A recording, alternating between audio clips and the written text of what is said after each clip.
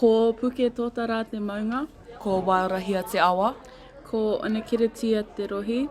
Ko Tahere Tiki Te Waka. Ko Wainui o Tiriwa te ngāhire. Ko Tahina Manu Te Kaina. Ko Kawero Amaki te iwi.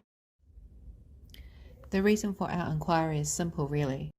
We are mandated as educators to honour the principles of te tiriti. We all know the research. We've seen the statistics which show that Māori and Aotearoa New Zealand continue to suffer the consequences and realities of colonisation and assimilation. This rhetoric isn't new, but it is still visible. Our WSL group see this as the most significant change that we can make, and in fact must make, in our kura in order to genuinely engage in and deliver on the principles outlined in te tiriti. The Ministry of Education published a regulatory impact assessment in November 2019, stating that research and messaging from Māori educationalists and stakeholders has for many years shown that education outcomes are enhanced for Māori students when Māori have agency and authority in their education decision-making. Their language, culture and identity are reflected in their education.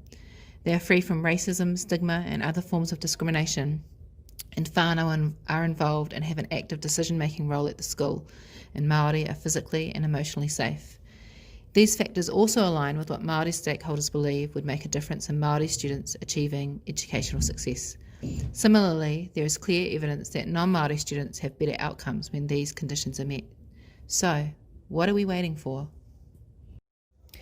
As a team, we have a passion and moral purpose to shift things in our kura. And despite this year being incredibly challenging, we've started to make gains and see measurable results. We began our year with PD sessions which gathered prior knowledge of our kaiako on tikanga, te reo Māori, matauranga Māori and te ao. Our module and spin planners require all staff to demonstrate and plan activities which incorporate these aspects. However, our hunch was that a number of our staff did this as a tick box activity, or did not have the capability or understanding to feel empowered to do this. In our kura, we have a continuum of where staff sit in terms of their understanding of these concepts in theory and in practice. We were conscious of not wanting to make assumptions, but knew we needed to ensure that everyone was empowered to step into the waka with us.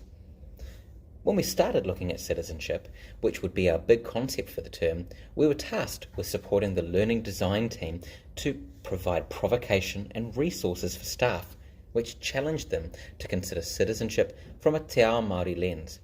We called this Te Kete o Ranga Wairua. One of the challenges we faced as a team when dealing with CSP has been the ingrained fragility that we have not only within ourselves, but within our kura and obviously within our society and education system as a whole. One of the challenges we had was having high expectations and challenging conversations around this, but also building a deeper understanding and ability to empower our staff in a way that was positive and to create learning in a way that would get them on board in our waka, rather than having them feel schooled and chastised for not knowing or doing enough. It is one of the biggest challenges we face as educators, but we do face it together, and the only way forward is to ensure that CSP is at the heart of all of our planning. That way it becomes a very normal and integral thing that we do, rather than being the add-on or the thing that gets so easily dropped off the radar when things like time pressures or events like COVID-19 happen.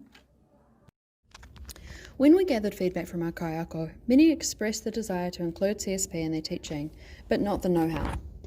This inspired us to develop a kete of learning for each area and for our kaiawhina learning support team, with actual examples and resources to support the implementation of this, no matter what lens they were bringing. Our next step in the inquiry process was to reflect on and gather evidence to see if our PL had been successful and to inform the next steps of our inquiry. We asked kaiako to look at specific data and anecdotal evidence to help challenge any assumptions about our learners and to support their actions going forward with CSP in practice. Part of our reflection was also to look at how COVID-19 had impacted on the implementation of our practice. Our final session was to share examples of activities that kaiako had used in their classes. We asked kaiako to plan activities which incorporated tikanga, te reo, mataranga Māori and te ao. From this, we challenged staff to forward plan for 2021 and begin their planning with a Māori lens at the core of their planning, rather than as an addition to it. By making this the focus, it has meant that we have set the expectation that CSP be at the centre of what we do. Our next steps are to gather evidence from our kura to explore what other kaiako are doing, what has worked, what can we learn from, and how can we deepen and cement our CSP in our kura. From this, we've started to develop a tuakana teina scaffold and rubric for supporting staff to develop their understanding and competency of culturally sustaining practice. It is a work in progress, but we feel really positive about the direction that our kura are going in, and how we can support our staff and grow this as a core principle within our school. I think culturally sustaining pedagogy is important because it allows students to connect with the learning.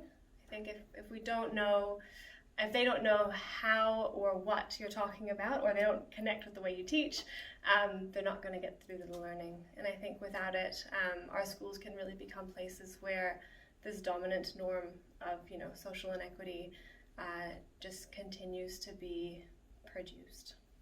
My next step for developing my own culturally sustaining practice is wanting to include more tikanga in my everyday kind of classroom teaching and learning practices. Wanting to make sure that the pedagogy I'm using is informed by Māori research so that my students can come in and feel comfortable and known in my class.